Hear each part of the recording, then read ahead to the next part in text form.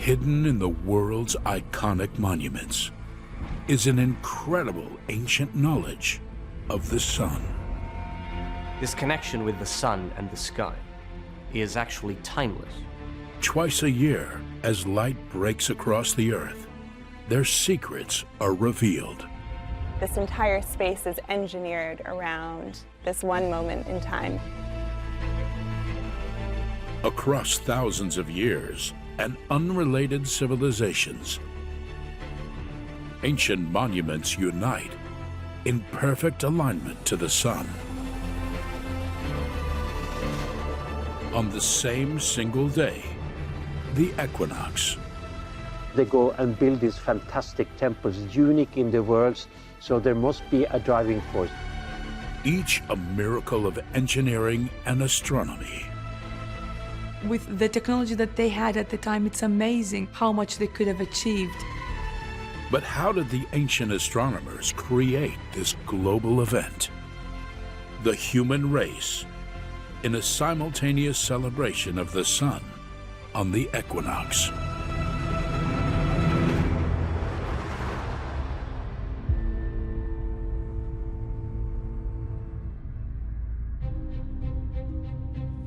It's 6:15 a.m. in Cambodia. Today is the equinox, an event that happens only twice a year, when day and night are almost the same length all over the world. Southeast Asia waits for the sun. Huge crowds gather at the world-famous temple of Angkor Wat. They've come to witness an ancient but spectacular special effect. The sun is up and rising, just to the east behind the central tower. But the real moment of truth is still to come.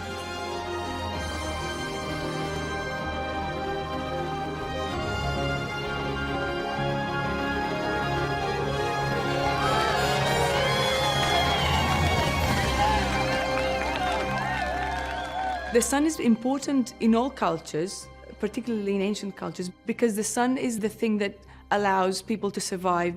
Without the sun, there is no survival. It's not a coincidence that it has been deified in ancient cultures throughout the globe.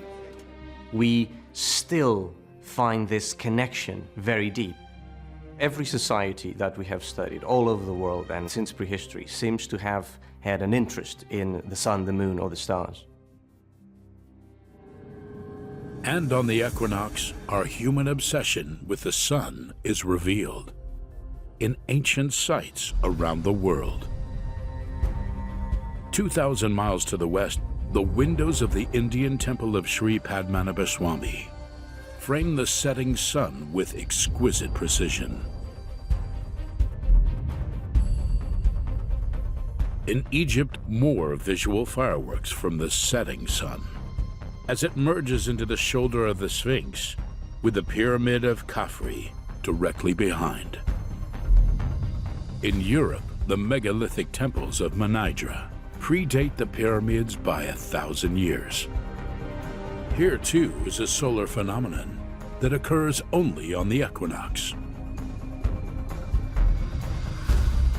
In the Americas, at Chichen Itza in Mexico, dating back 1,000 years, an hour-long light show as a snake in shadow form slithers down the side of the snake god's temple.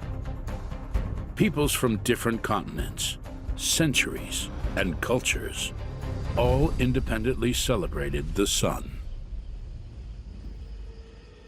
They were keen observers of natural cycles, keen observers of what was happening in the sky. And they built that knowledge into these structures themselves. When we examine these sites, what we see is not just the skill that these cultures had, but also the importance of time and astronomy and the sun in human life. It's mind-boggling that they had the capability to make these monuments. In the modern world, it's easy to forget that since the dawn of humanity, every culture on Earth has relied on the sun. prehistoric societies, before the invention of writing or farming, were already interested in the sky, and we find evidence for that all over the world. Astronomy was the first science. Only astronomy makes a reliable calendar possible. You can't perform agricultural farming practices, you can't sow, you can't plow, unless you know what time in the year it is. They had to know the movement of the sun in order to be able to survive. In summer, the northern hemisphere tilts towards the sun, and the days are longer. In winter, it's tilted away, and it's cold and dark. But when the seasons change, the sun is directly over the equator, and both halves of the planet face our star equally. Everywhere on Earth, day and night are almost the same length, 12 hours. The word equinox comes from the Latin equinoctium, which encapsulates the idea that the night has the same length as the day. You come out of the darkness of the winter, and your days now, from the equinox onwards, start to grow and become longer, because light brings life. The equinox is the reaffirmation that the world is waking up, the cosmos is waking up again, the earth is waking up again, and your survival can carry on. Ancient civilizations developed the astronomical knowledge to plot the sun's movements with precision, and then the engineering skills to celebrate those movements in stone. The mystery is, how did they do it? For archaeologist Dr. Sarah Klassen, the alignment with the sun at the equinox is one of the most spectacular features of the temple at Angkor Wat. Sarah is using new technology to discover the secrets of ancient structures. This is a total station, and we use it in the field to collect very high precision geographical locations for points of interest. So we can use it for architecture, like here at Angkor Wat, and we can then load into a computer to understand how the temple was built, what angles, what the different lengths are between the different features. The Temple of Angkor Wat was built 800 years ago by Emperor Suryavarman II and stood at the heart of his empire. We can tell that the ancient Khmer were extremely sophisticated when it came to their engineering, both in terms of the scale and the precision of the types of things that they engineered. It's on the equinox that this sophistication becomes clear. Angkor is aligned towards the rising equinox sun. One set of grid lines runs north to south. The others run west to east, into the rising equinox sun. From the western gate, a dead straight avenue leads directly to the heart of the temple. But modern measurements reveal that the alignment is not quite due east.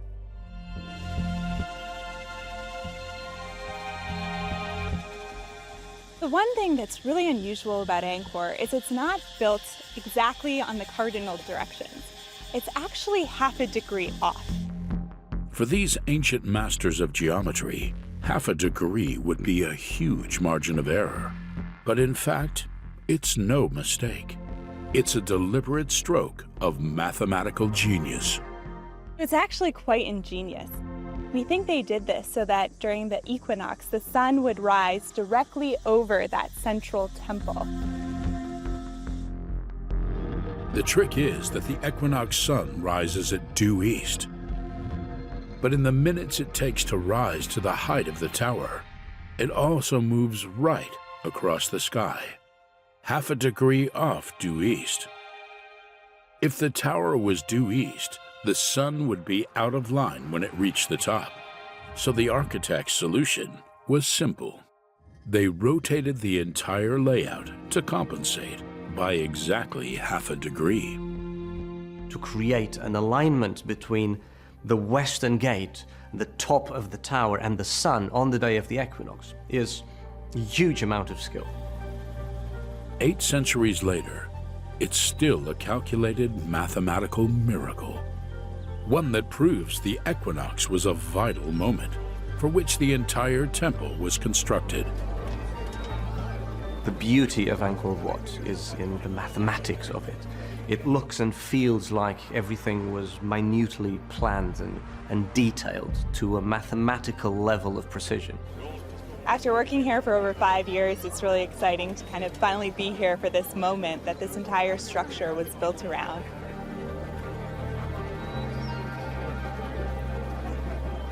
The energy of the crowd, all the excitement of everyone being here, it's a very special moment.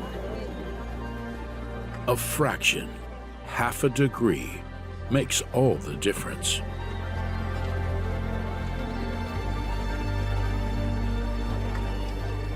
To actually capture the sun right at the top of the central tower of Angkor Wat. They were using the sun to make a statement about their own beliefs, and in this case, their own power and their place in the cosmos.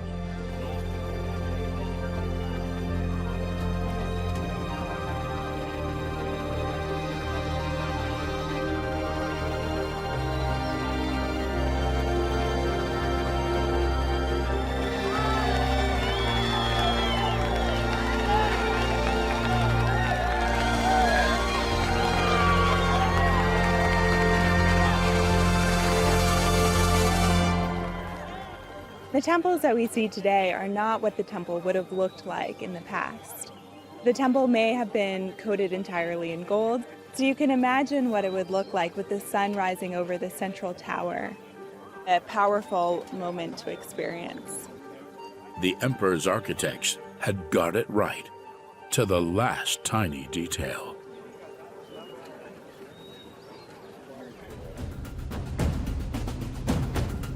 Angkor Wat is one of the world's greatest ancient sites, but just one of many across the earth that celebrate the equinox sun with a spectacular light show.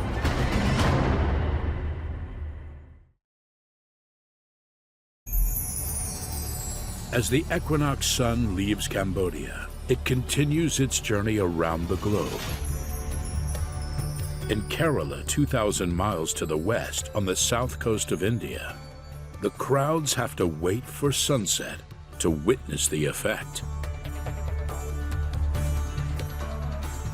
The stunning temple of Sree Padmanabhaswamy has a beautifully carved tower dated 400 years after Angkor Wat.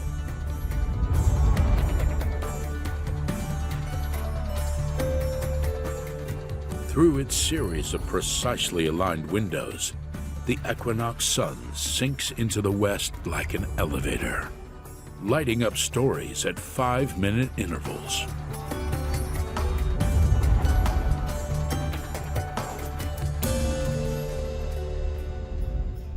Another quarter of the way around the world, in ancient Egypt, the setting equinox sun hits two of the most iconic structures on Earth.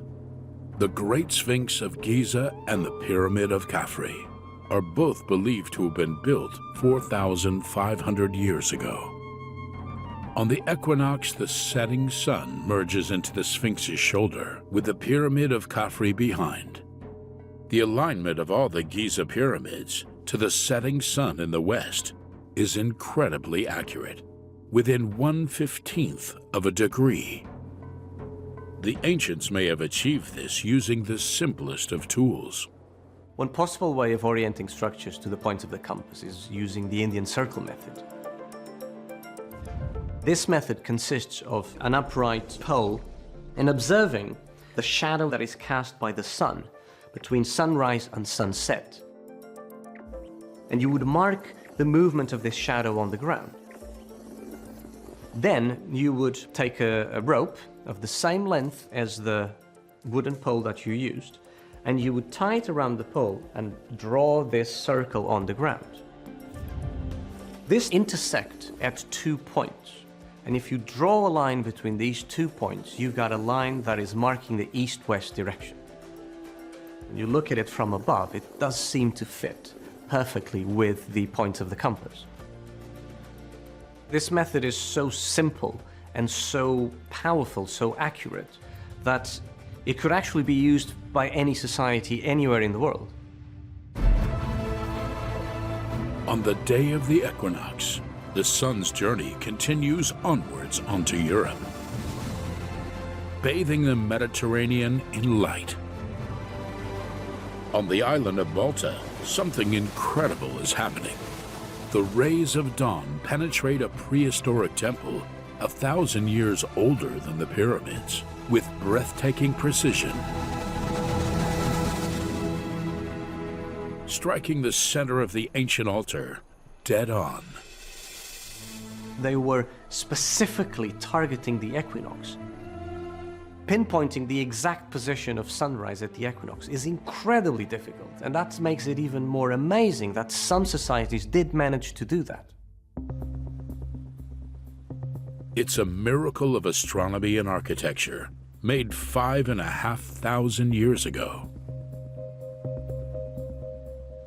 The people in Malta were building these fantastic, great, massive structures, and building so many of them on such a small archipelago that this is unheard of anywhere else in the world. The temple at Manidra is one of the oldest temples in the world. Built with stones weighing 30 tons each, the equivalent of 5 elephants. They clearly were not that primitive. They clearly had the skills, the ability, the know-how. It's fantastic to think that this was built to align with the equinox. For the last 10 years, archaeoastronomer Tore Lomsdalen has been focused on figuring out exactly how they did it. Every time I come here, I'm amazed and I think about the knowledge they must have. They go and build these fantastic temples, unique in the world, so there must be a driving force. There are 3 separate temples at Manidra, arranged in a cloverleaf shape.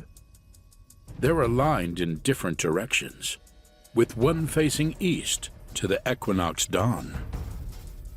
They knew what was going on in the sky.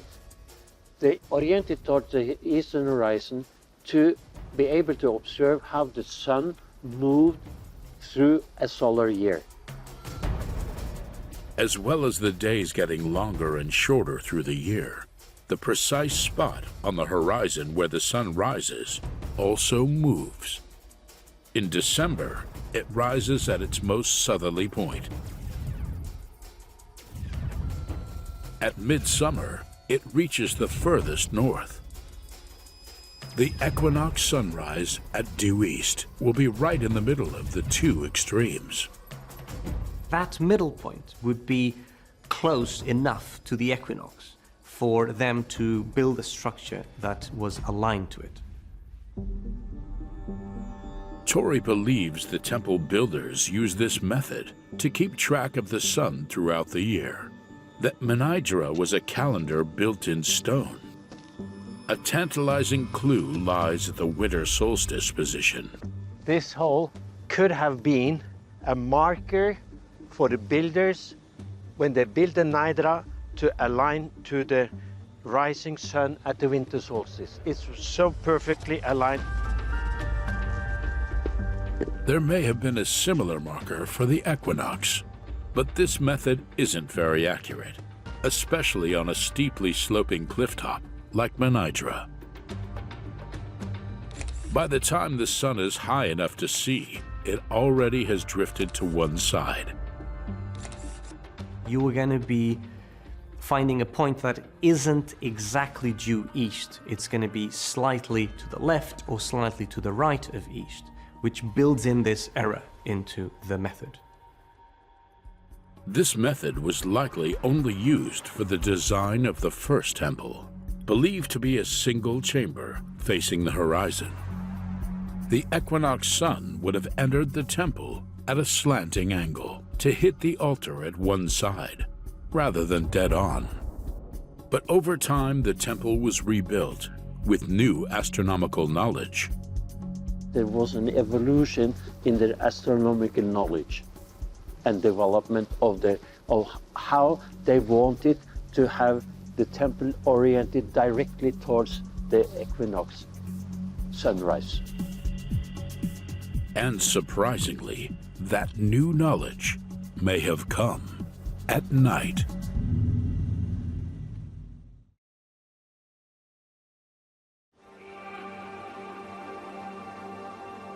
In Malta, the ancient astronomers needed a new method to align their temple precisely to the rising equinox sun. The answer, it seems, lay in the stars.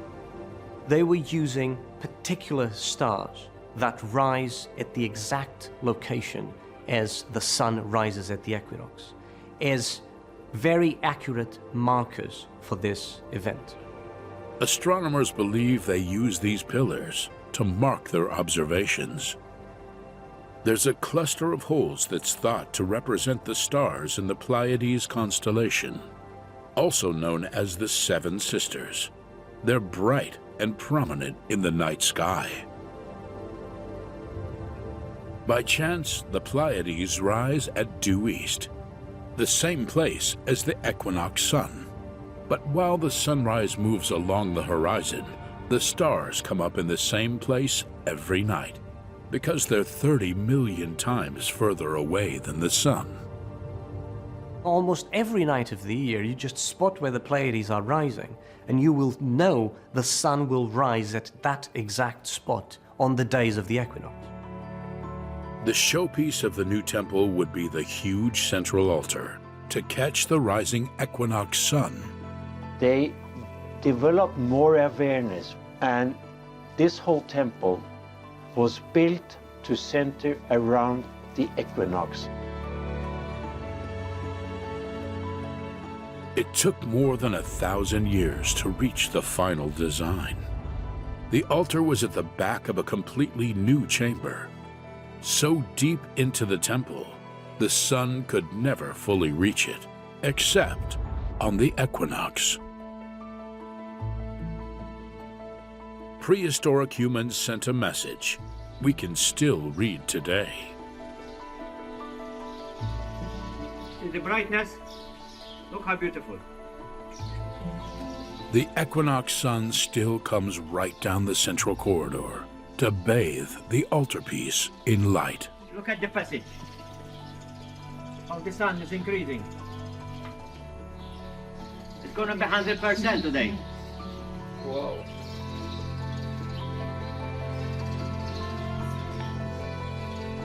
The light hits its target with extraordinary precision.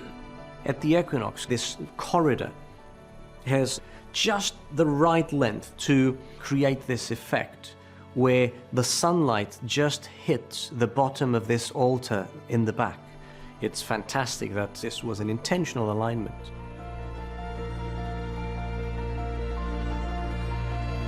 Some of the first builders built for the equinox.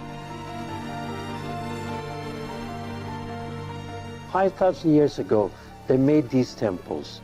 This is absolutely the oldest, and it's amazing.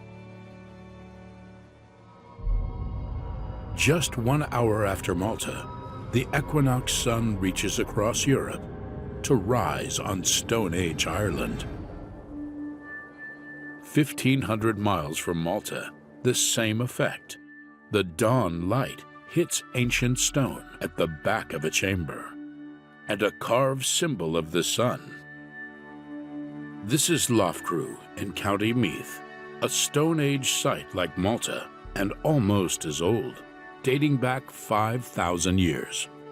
A farming society was greeting the arrival of spring. They were building those relationships they had to the cosmos into the structures that they were building or into the art that they were painting.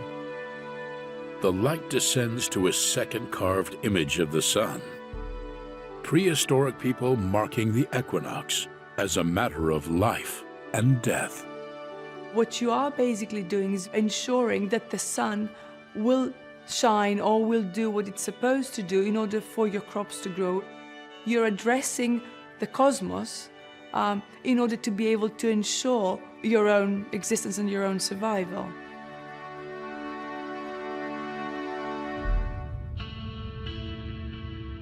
The equinox leaves Europe far behind.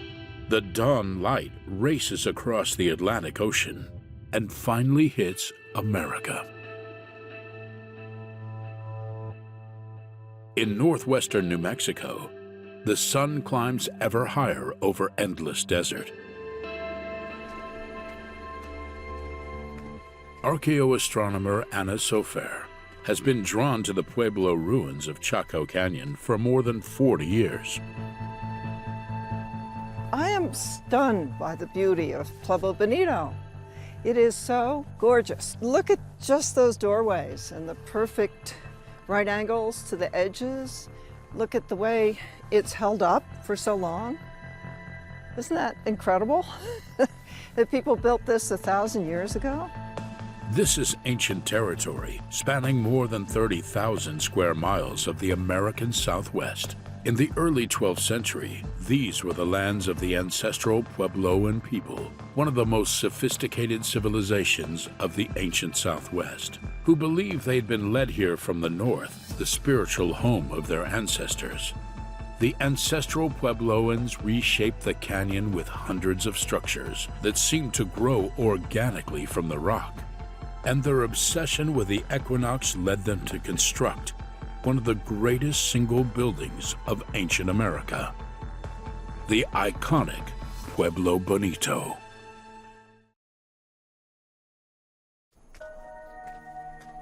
In the brutal high desert landscape of New Mexico, archaeoastronomer Anna Sofer explores a mysterious ancient structure.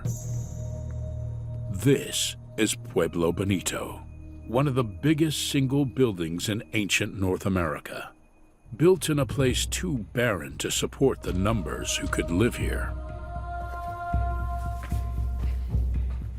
This room shows you how large the interior rooms of Bonito were. We're standing on the top of the first story, and we are in the second story. And then above those vigas, those wood posts, you see the third story, and you get a little look at what was the fourth story. So it's a massive building. The sheer scale sparks the greatest mystery of Pueblo Bonito. Thousands came, but very few stayed to live. It's really difficult to think of people living here. If you imagine 2 stories above you, you're enclosed. You cannot have a fire, you can't have a hearth. It's a great puzzle. What were they doing?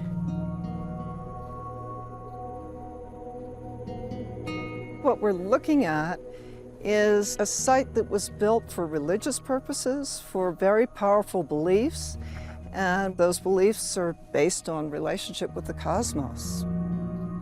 They came to Chaco Canyon to worship the sun. Paul Pino is an elder of the Laguna Pueblo, a modern community directly descended from the original Puebloans. The culture that created Bonito, that culture is not gone. It continues today in the pueblos here in New Mexico.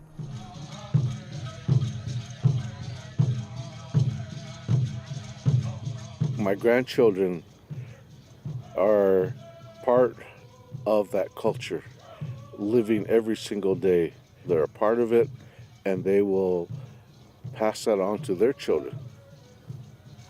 Cameras are not permitted inside Pueblo ceremonies, but in this rare footage, worshippers are leaving a kiva, a circular underground structure where rituals and meetings are held. I believe that when the people lived here, they performed a lot of their ceremonies, much the same as the ceremonies that we do today. There's that continuity from the past to the present. Pueblo Bonito alone has 36 kivas, with room for up to 50 people in each. The Puebloans saw order in the way the sun moved and mapped it onto Pueblo Bonito. On the equinox, the sun rises in the east at the end of the enclosing wall. Sunset happens in the west at the other end of the enclosing wall. This wall, that's the exterior wall of the building on the south side, is so exactly east-west that on the nights of equinox, you can view the sun setting on the trajectory of this wall.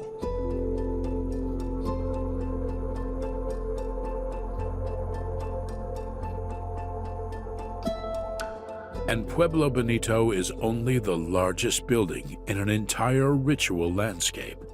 The whole canyon marks the equinox. There are 14 great kivas, like Casa Rinconada.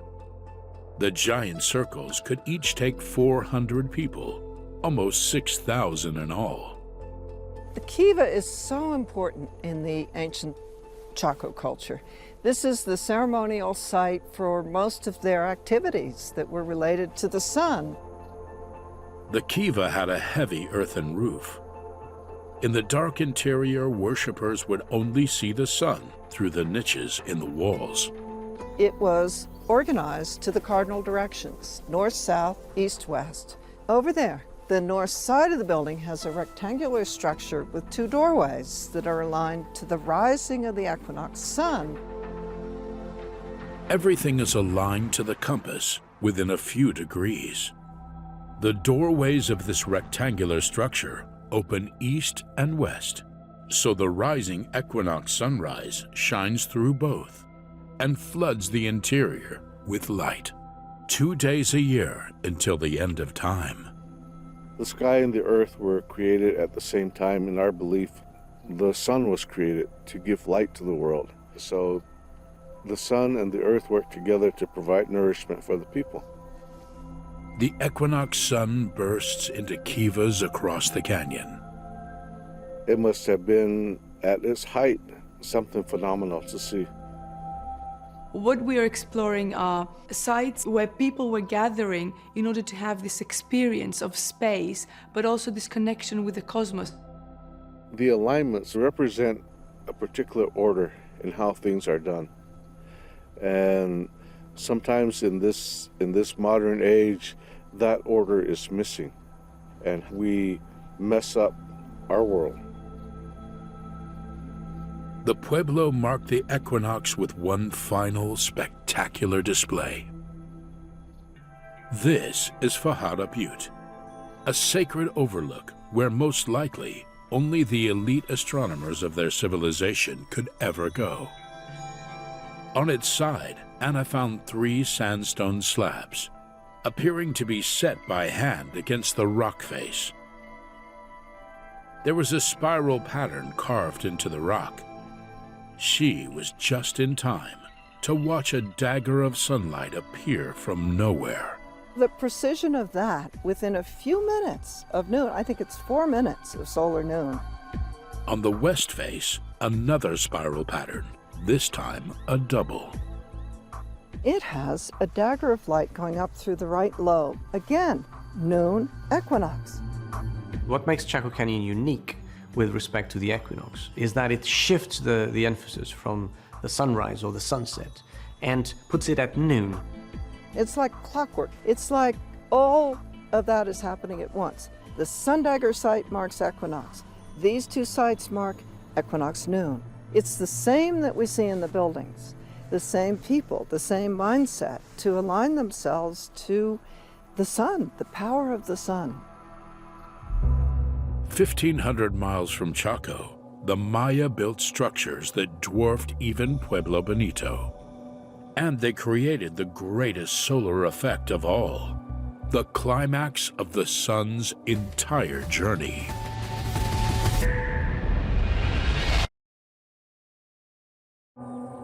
In the ancient city of Chichen Itza, in Mexico, thousands of people have gathered from far and near. In a few hours' time at this ancient pyramid, they will witness quite possibly the single most spectacular effect ever created with the equinox sun. This is not your average alignment to sunrise or sunset. This is a complicated 3D effect that involves the light of the sun hours before it sets to construct this dynamic shadow play that is uniquely Mayan. 1,000 years ago, the vast Maya Empire was centered here, in Mexico's Yucatan Peninsula. But their civilization was already 3,000 years old. It has become a byword for sophisticated learning, astronomical knowledge, and above all, stunning buildings. This is called El Caracol, Spanish for the snail, because of its distinctive shape. It has this dome shape at the top. When you look at it from our modern Western perspective, it looks just like an observatory. So maybe people were sitting there inside this structure looking for the sun or the moon or the planets. For site director Marco Antonio Santos Ramirez, El Caracol was of central importance to the Maya. Los astrónomos se la pasaban aquí todo el tiempo y eran atendidos por muchas gentes porque ellos eran los especialistas. Por siglos y siglos, ¿no? Hubo un registro en torno a los fenómenos astronómicos. Astronomical observations and knowledge was restricted to a specific elites, for example.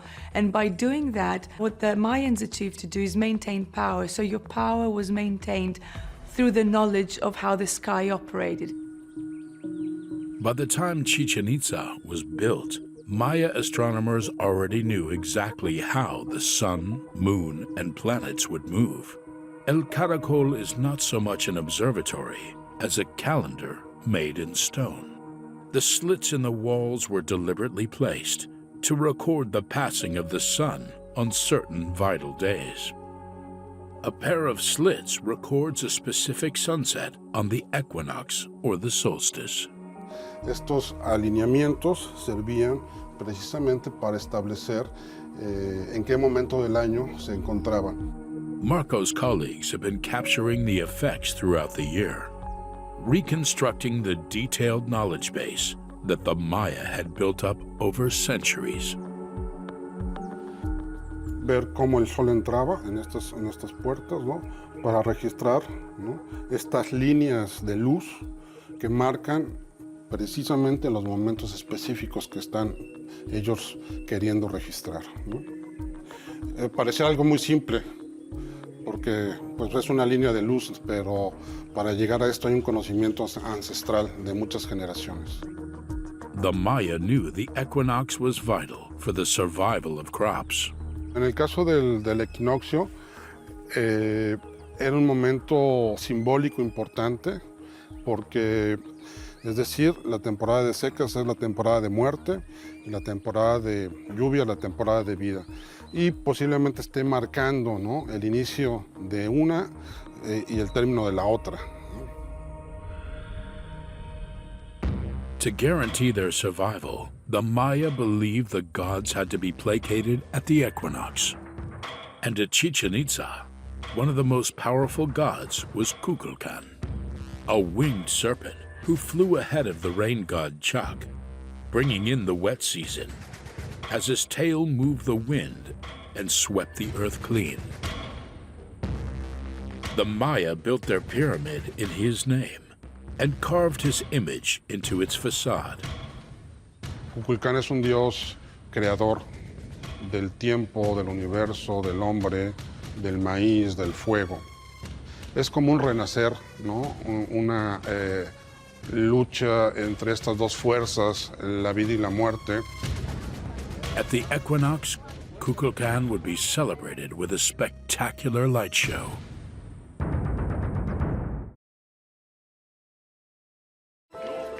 On the day of the equinox, tourists at Chichen Itza wait for the spectacular moment that marks the arrival of the new season. It's now just minutes away, and tension is rising.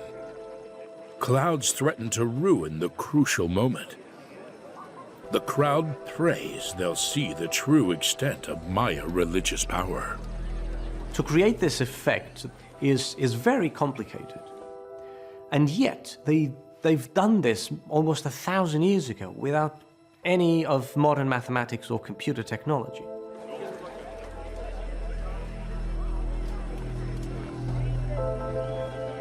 Todas las personas están alrededor de la pirámide de Kukulcán esperando ese momento.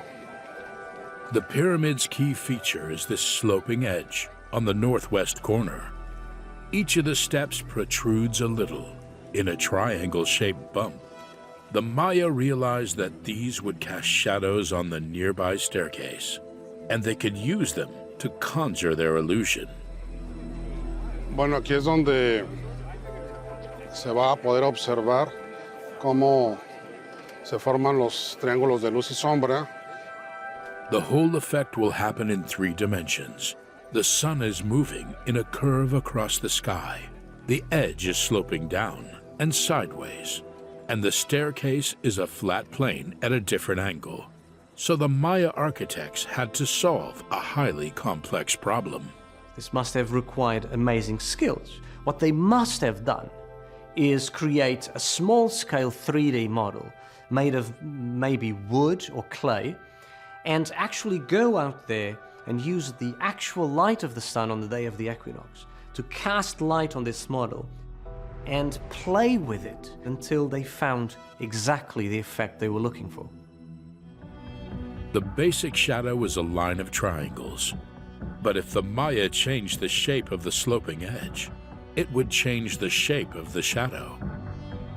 They could use their model to get the effect they wanted.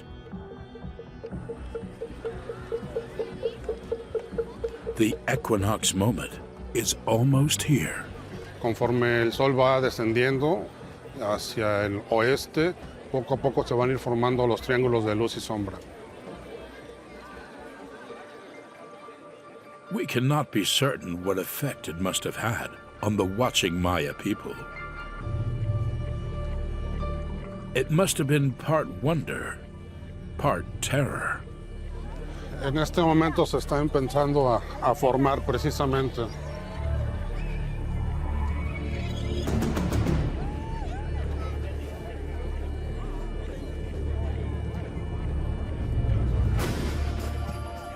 Kukulkan himself had appeared on the face of the earth. It's not the shadows that count, but the light. The brilliant outline of a serpent's body slithering down the staircase to join his head at the base. Viene a ver esto, el descenso de Kukulcán y cómo fertiliza a la madre tierra. For the Maya, this was the ultimate expression of the equinox. Kukulkan had descended to Earth to banish the dry season and bring rain and new life.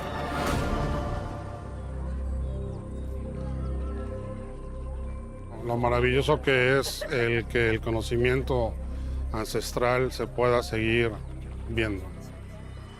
In modern society, we have lost touch with the environment that's around us, and that includes the sky. But in particular, we've lost touch with the equinoxes, which would be the true moments of transition between the warm half of the year and the cold half of the year. Leaving Mexico, the sun passes over the Pacific Ocean and finishes its equinox journey. Civilizations long forgotten, unknown to one another, celebrated this day. For the ancients, the sun was the giver of life. First, they needed to understand its journey. Then they wanted to harness its power, developing the first knowledge of astronomy and engineering to do it. Chasing the equinox, the ancient astronomers created a cosmic magic.